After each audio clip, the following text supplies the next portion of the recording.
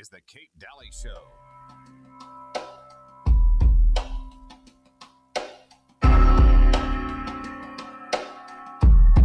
Welcome back. You're listening to the Kate Daly Show live today. And of course, with Dr. Duke Pesta in this hour every Monday. And of course, I've got Uncle Milty here. He's back from vacation, and I'm so happy about that. And of course, text Birch Gold.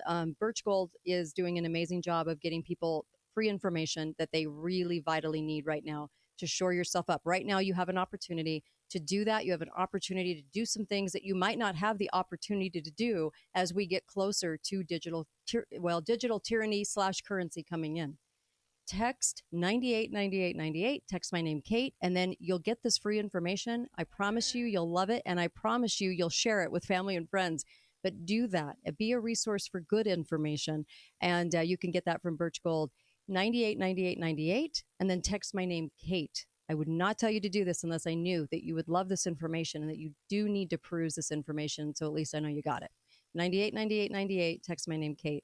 There was an article about having too much information today. What are your thoughts, Dr. Duke Pesta, on that?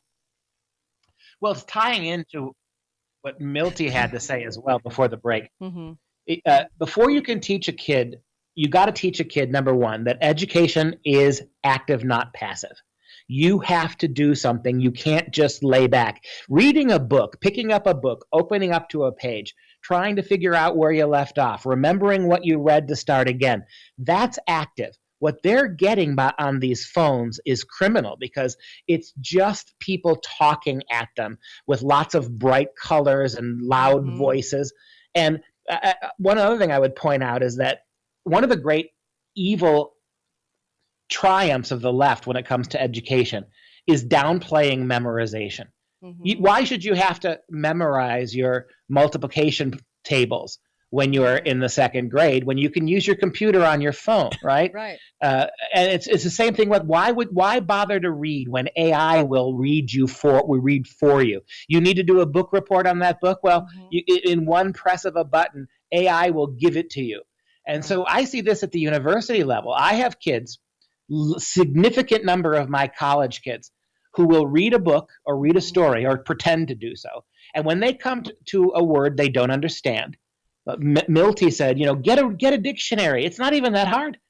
They have all their phones in their pockets or they're hiding them on their lap so they think I don't see them, ignoring me and scrolling the internet. Mm-hmm. And I say, you have a device in your hand that would take you 5 seconds to tell you what this word means. Right. And you have all this technology and yet you will not look up a word for yourself because unless I, the teacher, tell you passively, this is what you will believe the word means, you're not going to get anything from it. That's how bad it's gotten.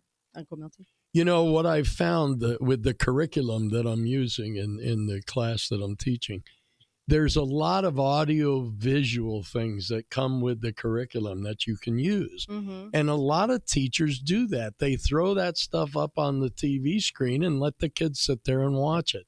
I decided on the first class, I'm not using any of that stuff. I love it. They're going to read. They're going to read and they're going to read and they're going to learn vocabulary. And that's what I'm going to teach and relate it all to God. Mm-hmm. I have a great anecdote on this, but I don't know that we'll have time to get it in before the bottom break. Mm-hmm. Okay.